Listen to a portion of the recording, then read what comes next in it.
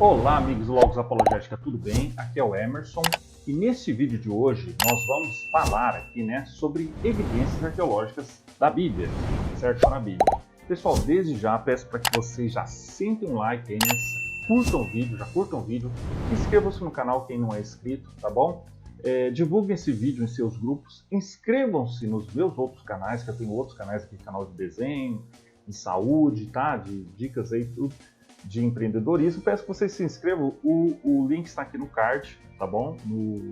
Aqui em cima, e vocês podem ver, tá bom? Se inscrever. Pessoal, apoiem o canal, tá bom? Peço para que vocês cliquem no sininho, vão lá em inscrições, vejam se vocês estão inscritos no canal para receber as notificações, tá bom? Peço para que vocês divulguem esse vídeo, pessoal. Isso aqui é muito importante. E esses fatos, essas notícias, vocês não vão ver em outro lugar, vocês só vão ver aqui porque eu trago conteúdo muito bom, exclusivo aqui para vocês, tá bom, pessoal? Então, desde já, pessoal, peço para vocês vejam aí, olha, arqueologia, a melhor defesa da Bíblia, 10 exemplos que dissipam dúvidas dos céticos, tá bom, pessoal? Então, nós vemos que a arqueologia é uma ferramenta, tá? Ela vai evidenciar a fé totalmente, ela vai evidenciar os relatos, os dados ali, certo? Também, né? Olha só que interessante. Aqui, ó, muro do templo de Jerusalém que permanece de pé e é sagrado para os judeus. Aqui nós temos lá o muro das lamentações, né, do judeu, que é aqui em Jerusalém. O rei Davi existiu, o povo de Israel estava realmente cativo no Egito ou Babilônia, ou na Babilônia, né? Então nós vemos aqui, pessoal, nós estamos aqui nesse almanaque apologético, tá? Peço que vocês vejam bem. Ao longo dos anos, inúmeras passagens do Antigo Testamento foram questionadas, alegando que são mitos ou que não correspondem à história.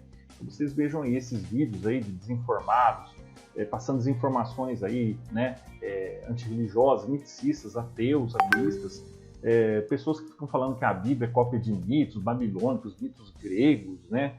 Pessoal, não dê ouvido a esse pessoal, não tem validade historiográfica, tá? Não citam fontes, porque esses miticistas, as pessoas que dizem que a Bíblia é mito, cópia de mito, não tem valor na academia, não tem valor historicamente, somente no YouTube ali, pessoalzinho que dá audiência para isso, não dê audiência a isso, pessoal. Dê audiência aqui, ó, aos fatos que eu estou falando, aos fatos, certo? Olha isso que interessante. Ó. Mais uma vez, a arqueologia bíblica vem em defesa da Bíblia por meio de evidências encontradas em escavações. Com o passar dos anos e o avanço da ciência, cresce o conhecimento que atesta e relaciona muitos personagens do Antigo Testamento com essas descobertas feitas na Terra Santa. Olha só, pessoal, então, ao contrário que esse pessoal diz aí que a Bíblia é mito, né, cópia de mito, nós vamos ver aqui, né, os fatos. Em Catholic Answers, o teólogo Luke Lancaster mostra 10 conexões entre a Bíblia e a arqueologia, né, onde está confirmado, né, que foi dito nesses livros inspirados. Tá? Primeiro, existência da nação de Israel. A Bíblia coloca o povo de Israel vivendo no Egito, deixando e subsequentemente conquistando as nações pagãs que existiram na terra da Palestina por volta de 1300 a.C. Né? Alguns céticos afirmam que a nação de Israel foi um desenvolvimento muito posterior ao texto bíblico. Né? Quem tem o motivo? A Bíblia ou o cético? A arqueologia dá forte apoio ao primeiro. A antiga estela de Merneptah refere-se à nação de Israel em hieróglifos por volta de 1209 a.C. A estela descreve a vitória do faraó Merneptah contra Israel. Isso significa que Israel era uma nação que já existia antes de 1209 a.C., corroborando o texto bíblico. E aí, vocês sabiam disso? Aqui vocês estão sabendo, tá bom, pessoal? Então tomem cuidado, pessoal, que esses vídeos de ateístas ficam passando desinformação antirreligiosa, pessoal. Não deem atenção a isso, não deem visualização a esse vídeo. Deem visualização ao meu canal aqui, porque eu posto a verdade, certo? Olha só. Segunda, a confiabilidade do livro dos números. O livro de Números descreve os eventos que ocorreram entre o êxodo de Israel do Egito e a conquista da Terra Prometida. Um dos eventos descritos é que o líder de Moabe contratou um poderoso vidente chamado Balaão, filho de Beor, para amaldiçoar Israel. Está lá em Números 22 e 24. Tá? Balaão foi um personagem inventado que aparece nas escrituras? A verdade é que não. A arqueologia descobriu uma inscrição aramaica de Tel Deir Allah, referindo-se a Balaão. A inscrição do século VIII a.C. fala de Balaão, filho de Beor, olha só, recebendo mensagens de várias divindades cananeias. Esta inscrição concorda com o testemunho bíblico de que Balaão era um vidente. E aí, você sabia disso? Meu amigo, você sabia disso? Você ouviu falar disso em algum lugar? Olha só que interessante, pessoal. Né? E desde já falo que se você quiser se aprofundar mais no estudo da Bíblia, tá? Eu recomendo aqui dois métodos, dois treinamentos que nós temos aqui, cursos que nós temos, que é o Conheça Sua Bíblia de capa a capa, que é interdenominacional, tá? Está o link oficial aqui na descrição, tá? E o Bacharel em Teologia. Todos são interdenominacionais, pessoal. Não é para todos os interessados, pessoas que querem se aprofundar. Certo? Terceiro, existência de Josué. Olha só, a Escritura diz no livro de Josué 8, 30 ao 55, que aquele designado por Moisés como seu sucessor construiu um altar no Monte Ebal. Adam Zertal mostrou que a prova desse episódio bíblico provavelmente foi descoberta no subsolo. Para explicá-lo, ele publicou um artigo intitulado "O altar de Josué foi encontrado no Monte Ebal", está lá, né, na revista Arqueologia Bíblica de 1975. Esse pesquisador observou como uma grande figura retangular com cerca de 7 por 9 metros e 3 metros de altura se assemelha a um local de culto. Essa figura, datada do século XII a.C., continha milhares de ossos de animais, como jovens machos, ovelhas, cabras e gamos, que foram majoritariamente queimados em fogueiras. Parecia um altar no qual o povo de Israel sacrificava animais a Deus.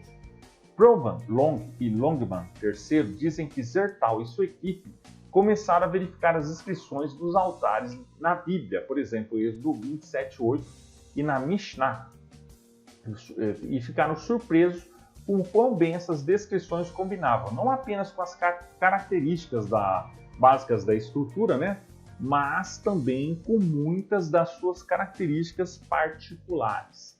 Tá certo, pessoal? Olha só que interessante, né?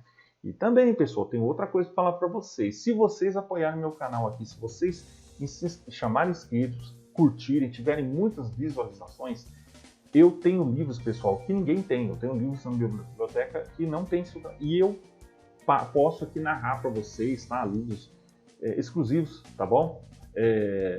Que eu posso narrar trechos aqui para vocês, tá?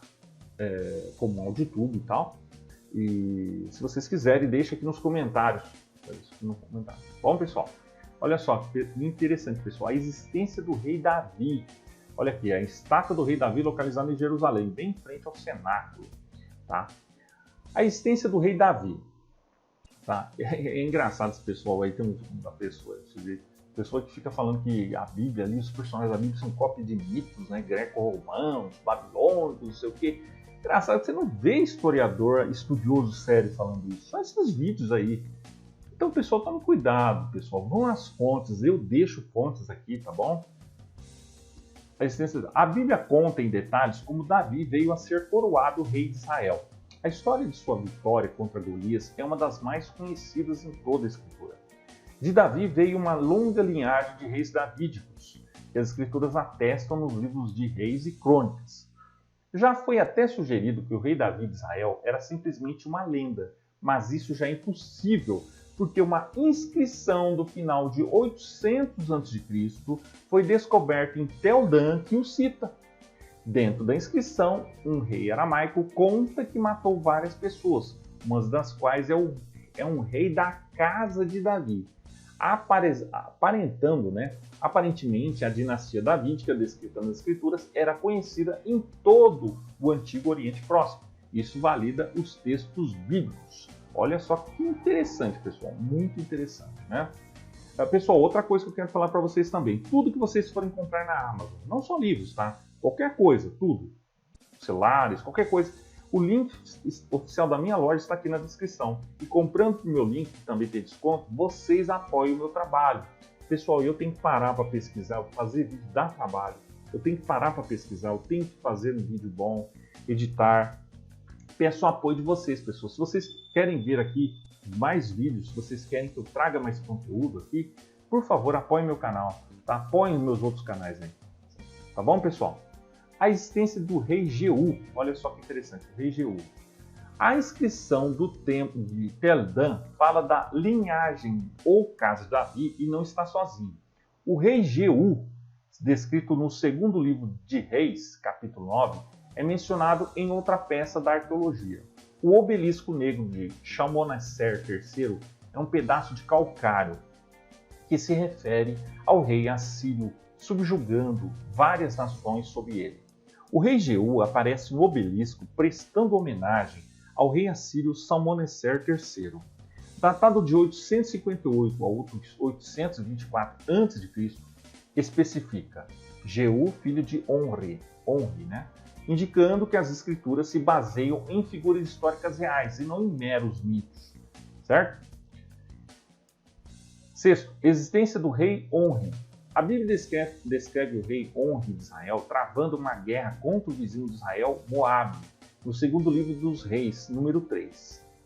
No achado arqueológico conhecido como Pedra Moabita ou inscrição Mesa aparece. Escrita em Moabita, essa pedra foi encomendada sobre o rei Mesa de Moabe e relembra a guerra entre Moabe e Israel em 850 a.C. O rei Onri de Israel humilhou Moabe de acordo com a inscrição, mas o rei Mesa mais tarde obteve uma vitória. A escritura fala da guerra do ponto de vista israelita, enquanto a pedra moabita fala da guerra do ponto de vista moabita. Olha só que interessante, pessoal. Sétimo, existência do rei Ezequias. Um dos reis da casa de Davi foi Ezequias. As escrituras o elogiam por suas reformas religiosas. A leste ficava a Síria, cujo rei, por volta de 700 a.C., era Senaqueribe. Este monarca assírio invadiu o rei Ezequias de Judá porque Ezequias não se submeteu a ele. Os anais de Senaqueribe foram descobertos, nos quais suas aventuras militares são contadas. Uma dessas aventuras foi atacar Ezequias. Os anais de Senaqueribe apoiam o que os textos bíblicos dizem sobre a Síria e Ezequias em Isaías 33, 36 e 37, no segundo livro de Reis 18 e 19 e no segundo livro de Crônicas 32. Obviamente, existem diferenças dependendo de quem conta a história. Uma delas é que os textos bíblicos dizem que as forças de Senaqueribe foram repelidas por um anjo, enquanto os anais de Senaqueribe omitem esse fato. Em geral, o rei só queria contar suas vitórias. Em geral, as escrituras e a arqueologia também trabalham juntas aqui. Tá certo, pessoal? Então, olha só, incrível, interessante, né? Oitavo, confiabilidade dos segundos livros de Reis e Crônicas. Após a luta do rei Ezequias com Senaqueribe, as escrituras dizem que ele mandou construir um túnel para se preparar para um futuro cerco por um inimigo. Está lá em 2 Reis 20, 2 Crônicas 32. O túnel levaria a água da nascente do Guion para a cidade de Jerusalém até a piscina de Siloé. O túnel construído por Ezequias ainda existe hoje, e uma inscrição em hebraico foi encontrada lá. A inscrição é de um engenheiro que diz que o túnel foi construído escavando o calcário de ambas as extremidades. Essa inscrição é datada do século VIII a.C., época do rei Ezequias. Tá certo, pessoal? Olha só que interessante, tá? E também, se vocês quiserem que eu faça um vídeo aí, né, sobre a questão de que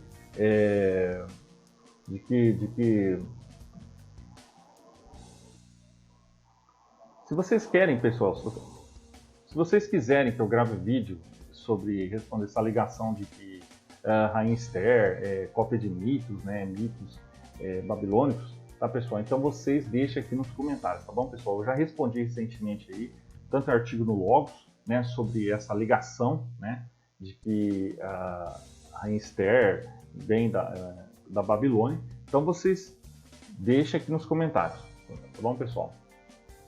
Continuando aqui. Pintura que reflete a conquista dos babilônios para Jerusalém, né? Nono, existência do ataque babilônico a Jerusalém. De acordo com as escrituras, o povo de Israel quebrou sua aliança com Deus.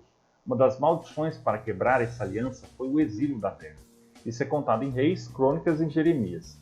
E foi assim que o rei Nabucodonosor, em 605 a 552 a.C., da Babilônia, conquistou Jerusalém. A arqueologia mostra que apoia o testemunho das escrituras. A crônica de Nabucodonosor descreve Babilônia tentando conquistar o reino de Judá, centrado em Jerusalém. A crônica refere-se ao cerco de Jerusalém em 597 a.C., o que fundamenta os autores bíblicos. Tá certo, pessoal? Olha só que interessante, tá bom, pessoal? Olha só, muito bom, né? Então, pessoal, por favor, apoiem o meu canal. Eu não sei se o YouTube está recomendando para todo mundo aí, porque muitos não estão vendo as notificações, pessoal. Você sabe o trabalho que dá fazer vídeo e depois ter poucas visualizações? Então, pessoal, peço força para vocês. Força, tá? Não dá. Peço força para vocês. Apoiem meu canal aí, vejam se vocês estão recebendo notificação. Divulguem seus grupos, divulguem aí nas suas igrejas, comunidades, divulguem. Pessoal. 10º, a confiabilidade de Esdras e Neemias. Nabucodonosor capturou e transferiu milhares de israelitas para a Babilônia. Algumas décadas depois, o rei Ciro da Pérsia, né, que alguns tentam aí até dizer que de novo é mito, aquela coisa e tal, né, tornou-se a maior potência do Antigo Oriente Próximo. Ele acreditava que seus súditos não se revoltariam se ele os devolvesse à sua terra e aos seus deuses. A escritura diz nos livros de Esdras e Neemias que Ciro enviou o povo judeu exilado de volta a Jerusalém. Esse evento torna-se ainda mais credível com a ajuda do achado arqueológico, popularmente conhecido como Cilindro de Ciro.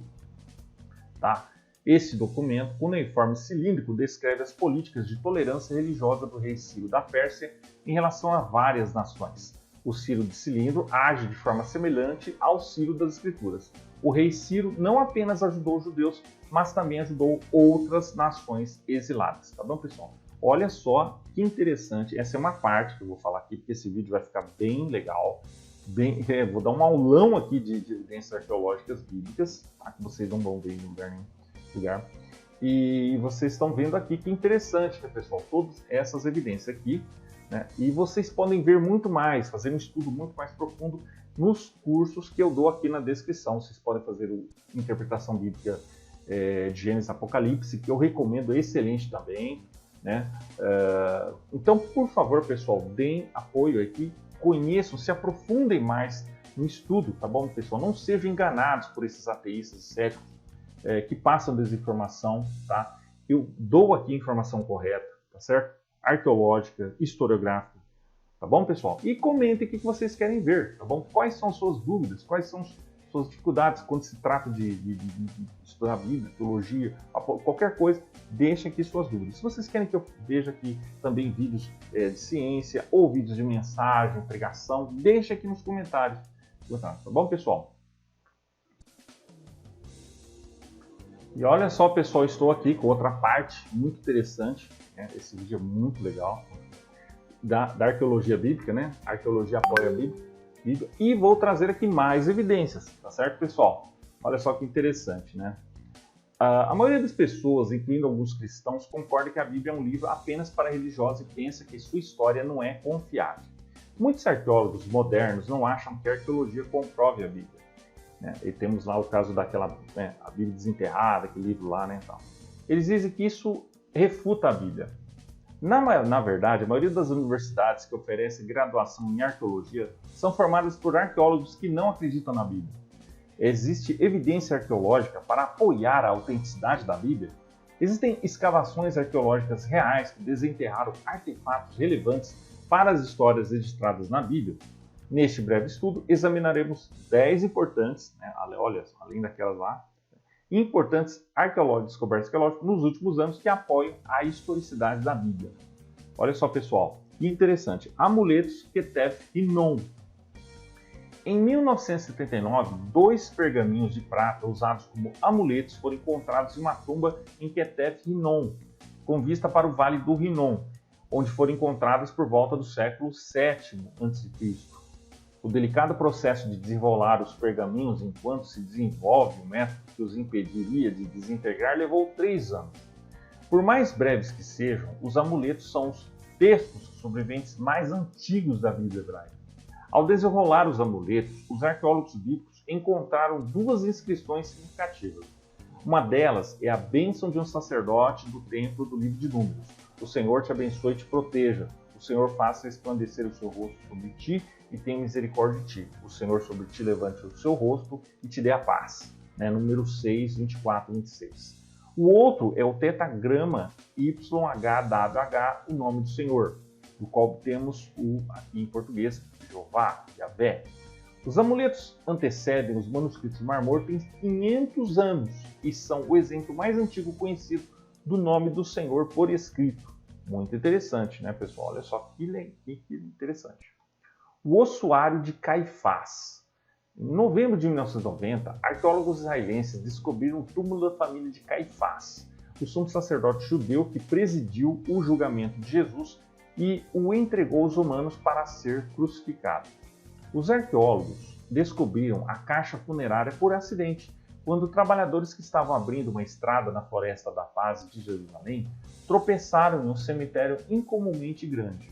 Enterrados em uma caverna antiga nos arredores de Jerusalém, os ossos da família foram selados em ossuários ornamentados e esculpidos, caixas cerimoniais amplamente usadas pelos judeus no final do primeiro século.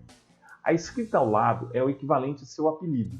Inscritas no ossuário estavam as palavras Yosef Bar Caiufá, traduzidos como José, filho de Caifás. A escrita aramaica na parede e nos ossuários é a língua usada pelas pessoas da classe trabalhadora e pelos trabalhadores dos cemitérios da época. Joséfo, o historiador judeu do primeiro século, fornece a única menção contemporânea de Caifás fora do Talmud e do Novo Testamento. O ossuário de Caifás confirma que a história da crucificação de Cristo não é de forma alguma um conto de fadas, mas uma história real. E nós já temos vídeos aqui no canal evidenciando que José mencionou Jesus 2 vezes, certo? Isso é inquestionável, tá? Já demonstramos aqui com fontes e tudo mais. E esses miticistas aí tentam de toda forma alegar que a Bíblia é cópia de mitos, que Jesus não existiu, e esse pessoal aí não tem credibilidade alguma, tá certo, pessoal? Então já vemos aqui os fatos, certo? O Salão do Julgamento, o Pretório. Quando os arqueólogos começaram a cavar abaixo de um prédio abandonado na cidade velha de Jerusalém, 15 anos atrás, como parte de um esforço para expandir o museu lá, eles provavelmente não tinham ideia do que estavam prestes a encontrar. Lá debaixo do chão, eles descobriram o que restava do suposto palácio, onde o julgamento de Jesus antes de sua crucificação, um evento monumental que é relatado no Novo Testamento, pode ter ocorrido. Antes de cavar, os pesquisadores sabiam que o local abrigava uma antiga prisão usada pelo Império Otomano, mas também descobriram, para sua surpresa, o que eles acreditavam ser o Palácio de Herodes o Grande. Tá? Os arqueólogos fizeram a descoberta impressionante enquanto se preparavam para expandir o Museu da Torre de Davi, que oferece exposições que documentam a história de Jerusalém.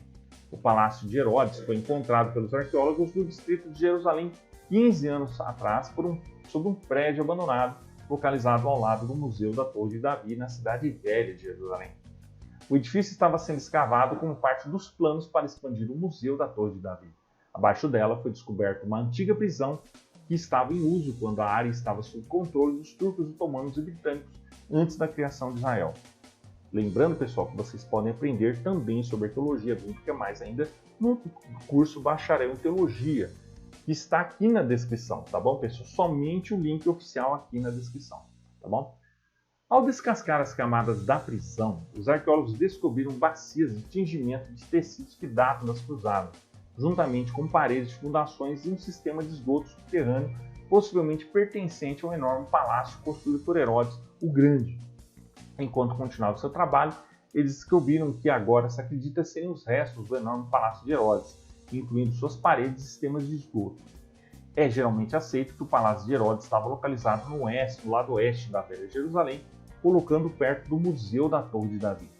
Durante a escavação, eles também descobriram uma área perto de um portão com piso de pedra irregular. Isso se encaixa na descrição do Evangelho de João, onde Pilatos sentenciou Jesus à morte por crucificação. Então está lá, né? Então eles levaram Jesus de Caifás para o pretório e era cedo. E eles mesmos não entraram no pretório para não se contaminarem, mas pudessem comer a Páscoa. João 18, 28. Tá bom, pessoal? Tudo evidencia aqui, certo, pessoal? Isso não tem sinais de mitos, certo, pessoal? Mudo dedicatório Pôncio Pilatos. Não faz muito tempo, muitos estudiosos questionavam a existência real do governador romano chamado Pôncio Pilatos, o procurador que ordenou a crucificação de Jesus. Em junho de 1961, os arqueólogos italianos, liderados pelo Dr. Frova, estavam escavando um antigo anfiteatro romano perto de Cesareia, no mar, marítima, descobriram este interessante bloco de calcário. No rosto há uma inscrição monumental que faz parte de uma dedicação maior a Tibério César, que diz claramente que era de Pôncio Pilatos, prefeito da Judéia. O artefato é um fragmento de inscrição dedicatória de um edifício posterior, provavelmente um templo, que possivelmente foi construído em homenagem ao imperador Tibério, datado de 26 a 36 d.C. A pedra foi então reutilizada no século IV como bloco de construção de lança-escadas, pertencente a uma estrutura erguida atrás da casa de palco do teatro Herodiano, e foi descoberto ali, ainda preso à antiga escadaria, pelos arqueólogos. Olha só que interessante, pessoal, né? Então, como está agora, a inscrição diz, né, na linha 1, né, Tiberium, né, Tiberium, né, na linha 2, Tius Pilatus, e na linha 3, Ectusibida, e na linha 4 não tem fim. Traduzido para o português ficaria literalmente: ao povo de Cesareia em Tiberium, Pôncio Pilatos, prefeito da Judéia, deu ou dedicou. Tá certo, pessoal? Olha só que interessante, tá? Deixe os comentários aí. Certo, pessoal? O jarro de vinho do rei Herodes. Em 1996, os arqueólogos descobriram os restos de uma jarra de vinho de 2000 anos com o nome do rei Herodes, juntamente com algumas das primeiras evidências da vida cotidiana da fortaleza de Massada durante o tempo de Herodes. A inscrição em latim diz: Herodes, rei da Judéia, ou Herodes, rei dos judeus, disse o arqueólogo Ehud Netzer, da Universidade Hebraica. Netzer disse hoje que foi a primeira vez que o título completo de Herodes, rei da Judéia, foi encontrado em uma inscrição. Tá certo, pessoal? Então nós vemos aqui, junta tudo, olha, já falamos de José e tudo mais, certo? O jarro, que data cerca de 19 a.C., foi encontrado em um antigo depósito de lixo perto da sinagoga de Massada, disse Netzer. Os arqueólogos também descobriram restos de comida dos habitantes de Massada na época de Herodes, incluindo nozes, cascas de ovos, tâmaras e caroços de azeitonas, além de pedaços de pano e cestaria. Parte do jarro de vinho com inscrição está faltando e, portanto, não está claro se a inscrição em latim diz Herodes, rei da Judéia, ou Herodes, rei dos judeus. Certo? A piscina de Siloé. Em 2004, durante o trabalho de construção para consertar um grande cano de água ao sul do Monte do Templo de Jerusalém, no extremo sul do cume conhecido como a Cidade de Davi, os arqueólogos Romy Reich e Eli Shukron identificaram 2 antigos degraus de pedra. Escavações posteriores revelaram que eles faziam parte de uma piscina monumental do período do Segundo Templo, o período em que Jesus viveu. A estrutura que Reich e Shukron descobriram tinha 225 pés de comprimento, com cantos ligeiramente maiores que 90 graus, indicando uma forma trapezoidal, com a extremidade mais larga voltada para o Vale do Tirapeon. As escavações continuaram a revelar mais seções da piscina nas extremidades norte e sul. Vários poços no extremo norte da piscina revelaram grandes pedras de pavimentação. No extremo sul, as escavações descobriram uma grande parede e uma seção da piscina do período do Antigo Testamento. Certo, pessoal? Olha só que interessante, né? Então vocês comentem aqui, pessoal, o que vocês querem aprender, o que vocês querem ver aqui, tá? No canal que eu publico, tá bom? No blog, tá bom, pessoal? Casa de Pedro. Em 1921, os arqueólogos franciscanos descobriram um edifício do século V composto por 3 octágonos concêntricos que, segundo a tradição, foram construídos no local da Casa de Pedro. Só depois que as escavações foram renovadas em 1968 é que encontraram um ábside, um batistério, tornando possível identificar essa estrutura como uma basílica. Então, escavações arqueológicas descobriram uma casa, uma subsequente igreja no local que contém escritos antigos de reboco na parede mencionando Jesus como Senhor e Cristo em aramaico, grego, cirílico e latim. A estrutura fica muito perto da antiga sinagoga de Cafarnaum e contém anzóis do século I, referências grafitadas a Pedro. Então tem, né, sujeito aí, né, que diz que Pedro é mito também. Para esse pessoal tudo é mito, né? Só eles que não são mitos, né? eles vão acreditar que nem eles existem. Então nós vemos que sim, pessoal, são reais, tá bom? Os arqueólogos confirmaram posteriormente que a sala rebocada da sala original havia sido reformatada e convertida no salão central de uma igreja simples. As velhas paredes da pedra da sala eram sustentadas por um arco recém-construído de 2 andares, que por sua vez sustentava o novo telhado de pedra. A sala foi rebocada e pintada com desenhos florais e geométricos de várias cores. Tá? Então vocês podem ver aqui.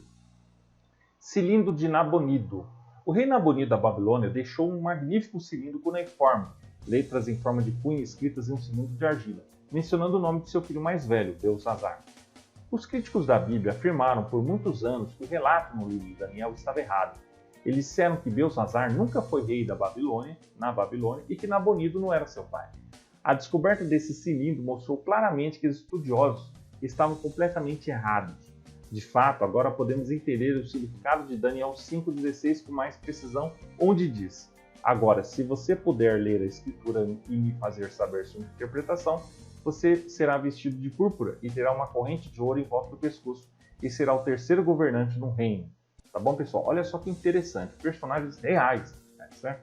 Esse texto agora faz todo sentido, porque Nabonido estava em corregência com seu filho Belsazar, que era o príncipe herdeiro da Babilônia.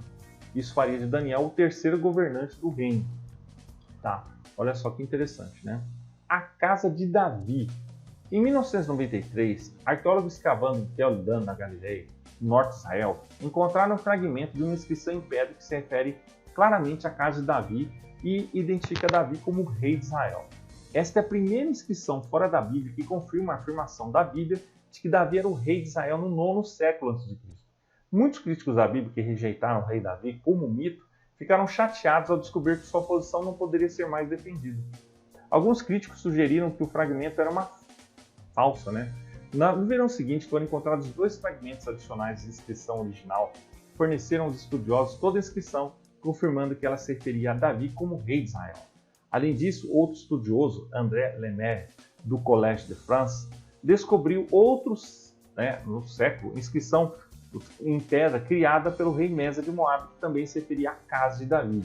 Essas incríveis inscrições registradas um século após a morte de Davi confirmam que Davi era rei de Israel na época declarada na Bíblia e que ele estabeleceu uma dinastia, a casa de Davi, como dizem as escrituras. Tá? Olha só.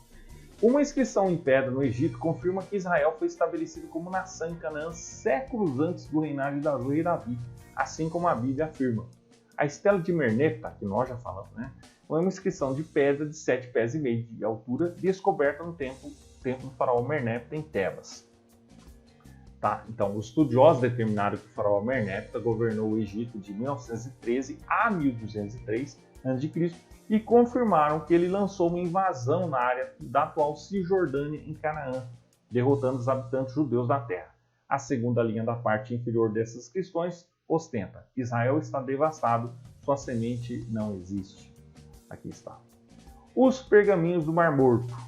Um jovem pastor chamado Mohammed El-Ribbi descobriu pela primeira vez os manuscritos do Mar Morto em 1947, perto do local de Qumran, o que hoje é Cisjordânia. Na década seguinte, cientistas e beduínos descobriram mais de 900 manuscritos localizados em 11 cavernas. Eles incluem obras canônicas da Bíblia hebraica, incluindo Gênesis, Êxodo, Isaías, Reis e Deuteronômio. Eles também incluem calendário, hinos, salmos, obras bíblias apócrifas não canônicas e regras da comunidade. O pergaminho é feito de cobre e descreve a localização do tesouro enterrado. Os textos datam de cerca de 200 a.C. e até cerca de 70 d.C., quando os romanos reprimiram uma revolta em Jerusalém e Qumran foi abandonado. A autoria dos pergaminhos é uma fonte de debate. Uma teoria popular entre os estudiosos é que uma seita monástica chamada Essênios viveu em Qumran. Então, pessoal, conclusão. Os críticos que descartam a Bíblia como uma compilação de mitologia e lendas o fazem ignorando o fato de que os arqueólogos fizeram milhares de descobertas ao longo do século passado que verificaram centenas de detalhes na Bíblia. Seria extremamente difícil para o cético honesto contestar o esmagador apoio arqueológico para a precisão histórica do Antigo e do Novo Testamento. Numerosos itens discutidos na Bíblia, como nações, pessoas importantes, práticas costumeiras, etc., foram verificados por evidências arqueológicas. Os críticos da Bíblia muitas vezes ficam constrangidos com as descobertas que corroboram os textos bíblicos que antes consideravam mitos. É possível verificar a autenticidade da Bíblia. O campo da arqueologia tem feito muito para provar que o registro da Bíblia é verdadeiro. Além disso, ao estudarmos algumas das profecias da Bíblia, podemos determinar a veracidade da Bíblia pelo cumprimento dessas profecias. A própria Bíblia declara-se inspirada. É composta por livros escritos por 44 autores diferentes ao longo de um período de 1500 anos. Esses autores de várias esferas da vida e de vários graus de educação e nobreza, muitos dos quais nunca se conheceram ou viveram na mesma época de vida, só foram capazes de escrever na forma coesa por meio da inspiração de Deus. Uma visão objetiva da Bíblia pode nos mostrar que, de fato, a composição da Bíblia é única e inspirada.